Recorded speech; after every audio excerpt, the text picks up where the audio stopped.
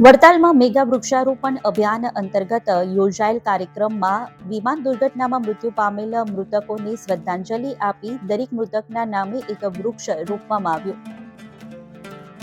વડતાલ સ્વામિનારાયણ સંસ્થા દ્વારા મારું વડતાલ હરિયાળું વડતાલ અભિયાન શરૂ કરવામાં આવ્યું છે, જે અંતર્ગત 9 કિલોમીટરના વિસ્તારમાં 2000થી વધુ વૃક્ષો રોપવામાં આવશે.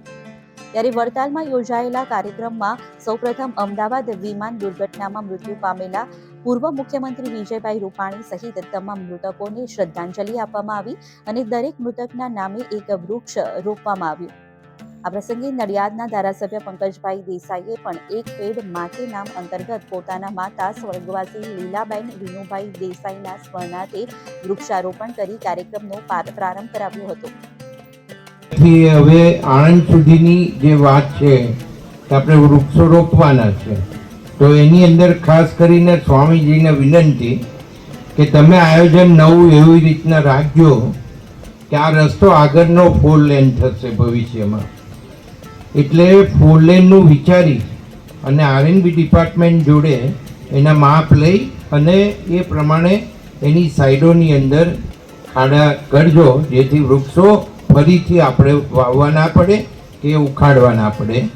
તો આ એક ખાસ કાળજી રાખવાની જરૂર છે.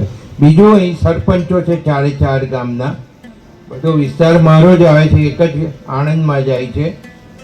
એટલે વડતાલ એ મારો મત વિસ્તાર છે. એટલે સરપંચોને ખાસ કહું કે આ વૃક્ષો તો રોપાઈ જશે, પણ પછી નક્કી કરજો કે કોને કોને જવાબદારી સોંપવાની છે. એટલે આપણે બધા જે કાર્યકર્તા છે એને એક વૃક્ષની જવાબદારી સોંપી દેજો, એટલે એનું ધ્યાન રાખે રોજે રોજનું. અને ખાસ આભાર એ માનું કે વૃક્ષો જે આપ્યા છે ને એ 2 વર્ષના છોડ છે, એટલે 2 વર્ષના છોડ છે. બીજું, ચોમાસાની ઋતુ છે, તો આ ચોમાસાની ઋતુની અંદર વૃક્ષ જલ્દી ઉગશે અને ચોંટી જશે, એ વાત નક્કી છે. તો એની જાળવણી બરાબર થાય એ પણ આપણે ધ્યાન રાખીશું. બીજું, મને ખાસ કહેવાનું મન એ થાય કે વિજયભાઈ સાહેબ મુખ્યમંત્રી હતા ત્યારે અને ત્યાર પહેલાં અને ત્યાર પછી પણ અવારનવાર વડતાલની મુલાકાતે આવતા અને વડતાલની પ્રગતિ થાય એમાં એમને સતત કંઈક ને કંઈક રસ એ પોતે લેતા. અને મંદિરના જે કંઈ પ્રશ્નો હોય એવું મને બરાબર યાદ છે કે બધા જ પ્રશ્નો એમણે સોલ્વ કરવાના પ્રયત્નો કર્યા છે.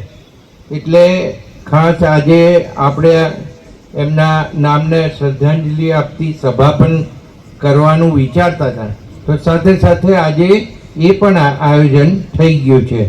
અને અમે આભાર માનીએ કે સરકાર તો આ કાર્યક્રમને ખાસ વેગ આપે જ છે, વન સંરક્ષણ વિભાગ પણ ખાસ વેગ આપે છે. પણ આપણે સૌ કાર્યકર્તાઓ અહીંયા કહ્યું એમ આના સિવાય પણ બીજી જે જગ્યાઓ છે, સરપંચો એ જગ્યાઓને પસંદ કરીને જે વૃક્ષો આપે છે, આંબાના ઝાડથી માંડીને જે કંઈ વૃક્ષો હોય, ફળાઉ વૃક્ષો હોય, તો એ આપણે વાવીએ, એવું કરીએ એવી આપ સૌને ખાસ વિનંતી.